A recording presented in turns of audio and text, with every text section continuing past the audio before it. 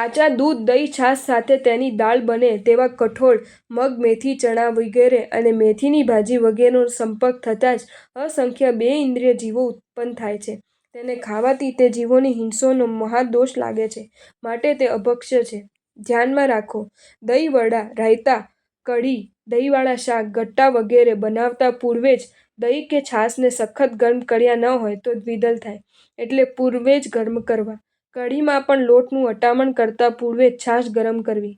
જમ્યા પછી મોઢું બરાબર ચોખ્ખું કર્યા વિના કાચી છાશ પીવાથી દ્વિદલ થાય. ઇડલી, ઢોસા વગેરેમાં દહીં ગરમ કર્યા વિના આથો નાખવાથી દ્વિદલ થાય. મોટા રસોડામાં લગભગ દહીંને સરખું ગરમ કરવામાં આવતું નથી, તેથી દ્વિદલ થવાની સંભાવના હોય છે. બજારું કેરીના રસમાં કાચા દૂધનું મિશ્રણ સંભવિત છે. તેની સાથે પણ કઠોળ વાપરવાથી દ્વિદલ થાય. દહીં, છાશ, શ્રીખંડ, કાચું દૂધ મેળવીને બનાવેલી ચા કે કોફી સાથે પાપડ, ચણાના લોટની કઢી, મેથીની ભાજી, મેથીવાળા અથાણાં, સેવ ગઠિયા વગેરે, ચણાના લોટના ફરસાણ, અડદ દાળના ઢોકળા વગેરે, મગ વગેરે, કઠોળ, લીલા વટાણા, ચોળી, વાલોળ, દાળિયા વગેરે દ્વિદલ થાય છે.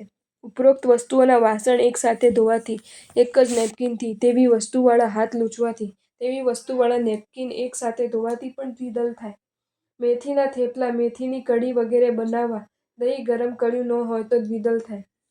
દહીં ગરમ કરવાની રીત: દહીંને કુકરમાં બાફી નાખવાથી 3 સીટી વગાડીને દહીં ફાટતું નથી. છાશમાં મીઠું નાખીને ગરમ કરવાથી ફાટતી નથી. ગરમ કરેલા દહીં-છાશ કાળ ન પહોંચ્યો હોય તો બીજા દિવસે ખપે છે, પણ તેને કઠોળ સાથે વાપરતા પૂર્વે ફરી ગરમ કરવા પડે, નહીં તો દ્વિદલ થાય. સવારે પહેલું જ કામ દહીં ગરમ કરવાનું કરવાથી રસોડામાં દ્વિદલની વિરાધનાની સંભાવના જ રહેતી નથી. મહાભારતમાં કહ્યું છે કે કાચા ગોરસ, દૂધ, દહીં સાથે કઠોળ ખાવાથી માંસ ભક્ષણનું પાપ લાગે છે.